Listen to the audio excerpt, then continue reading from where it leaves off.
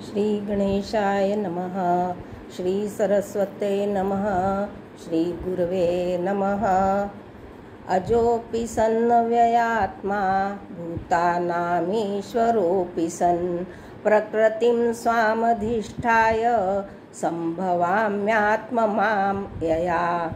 यदा यदा हि धर्मस्य ग्लानिर्भवति भारत अभ्युत्थानम् अधर्मस्य तदात्मानं सृजाम्यहं। परित्राणाय साधूनां विनाशाय च दुष्कृतां धर्मसंस्थापनार्थाय सम्भवामि युगे युगे। जन्म कर्म च मे दिव्यमेवं यो वेत्ति तत्त्वतः त्यक्त्वा देहं पुनर्जन्म नेति मामेति सोऽर्जुन।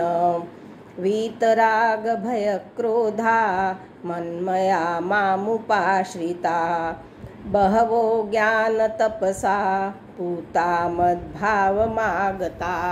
हरे कृष्ण।